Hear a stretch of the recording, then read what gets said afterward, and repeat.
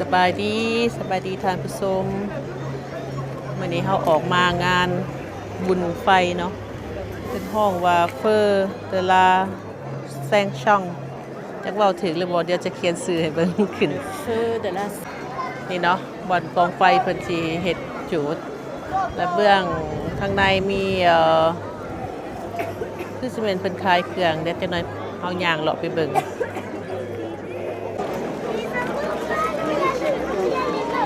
แล้วเขาเข้ามาด้านในเนาะมาเบิ่งว่าพวกเพิ่นมีหยังขายแหน่อาจจะเป็นห้านอาหารเนาะบ่แน่ใจว่าเพิ่นขายแบบใดขายคูปองบ่เ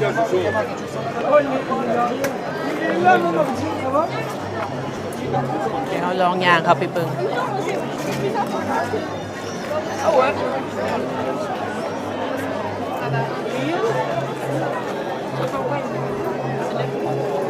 นี่จะเป็นเห็ดขนมเนาะ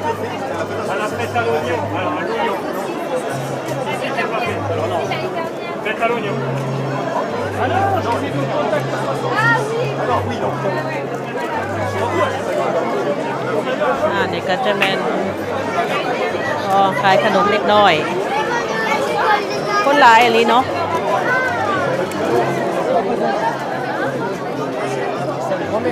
แล้วก็ฟ้านั้นอาจจะแม่นขายเบียร์เนาะเขาก็บ่ได้หรอกน้อยด้วยขายเป็นจุดเพิ่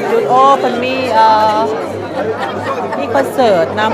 ำแต่ว่าตอนนี้งานยังบ่ทันเริ่มเนาะเพิ่นมีฟอร์ดมาเป็นเต้นรำกันเนาะ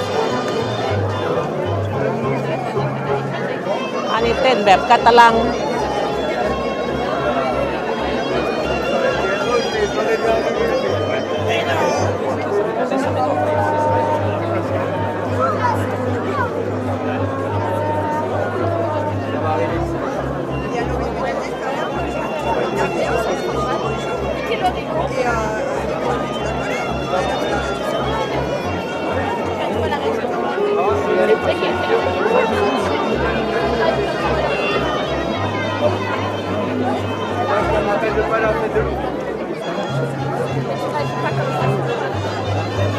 ใครมาม่วนก็เขาไปร่วมเต้นนะพวกเพิ่นได้เนาะแบบนี้นะ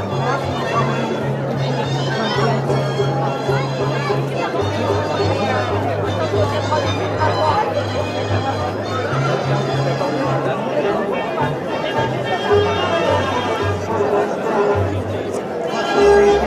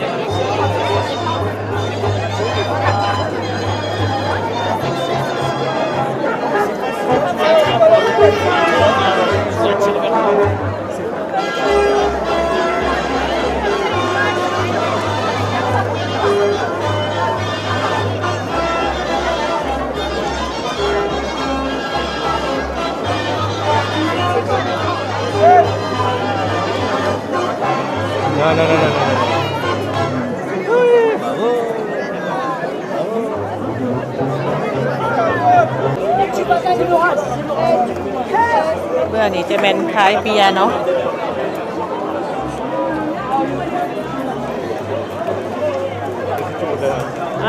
เดี๋ยวเขาไปเบิ่งไฟเนาะเพิ่นเตรียมสิจุดแล้วอยู่ข้างหลัง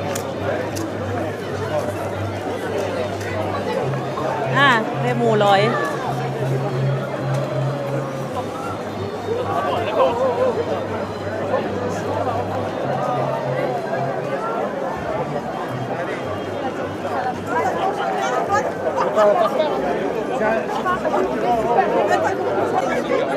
Tiens, les boucles roses.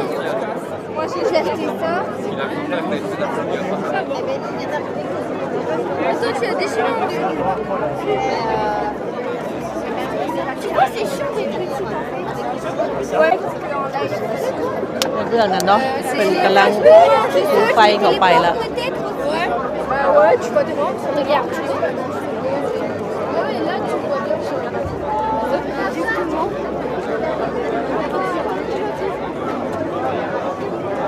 Là je peux dire ça commence. Ça commence. C'est ce que je vous dis. On n'aurait pas dit ça comme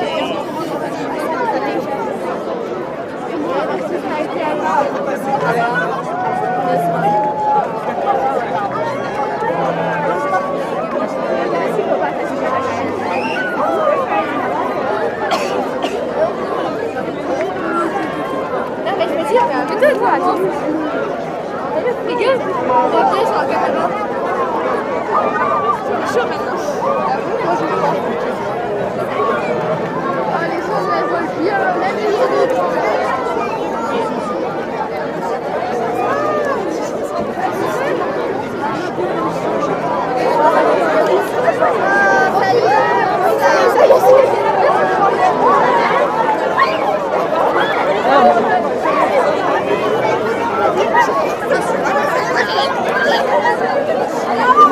Allez, on va.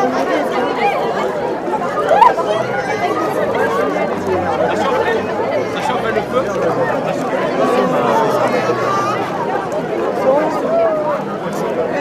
Regarde, il y en a un. T'as vu les gens, ils sont... Vous avez chaud?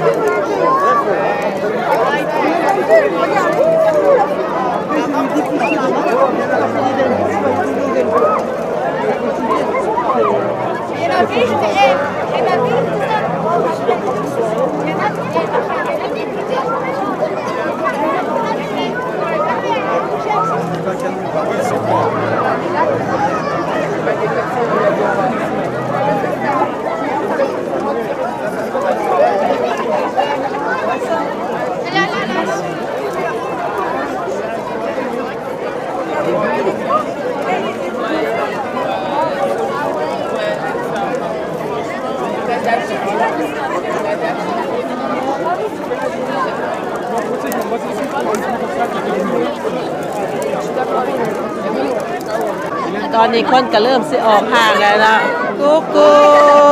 กแม่นหลานคนก็สิเริ่มออกห่างแล้วเนาะว่ามันฮ้อน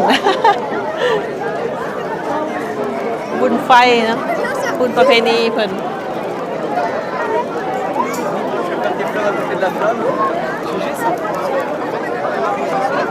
คนก็จุ่มเต็มเนาะขนมอะไรเขาเจ้ามีจัดแต่ละจุดของแต่ละเมืองเนาะในกลุ่มบ้านข่อยก็เฮ็ดตอนนี้แม่นบ่แม่นกลุ่มบ้านข่อยเนาะตอนนี้มันอยู่กาโนเอสเนาะตูลูชหลงว่าผิด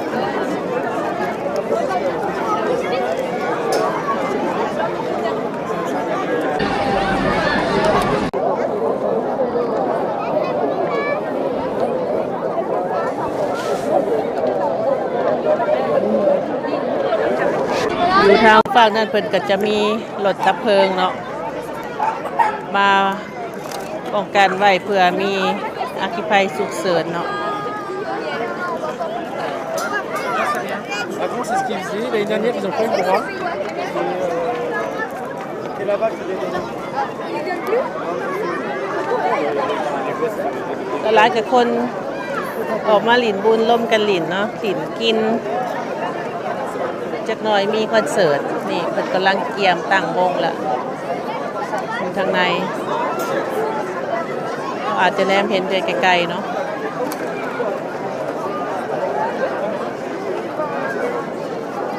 ท่านขายเครื่องกับบ่หลายเนาะมีแต่ขนมกับน้ำแบบกินแบบง่ายๆ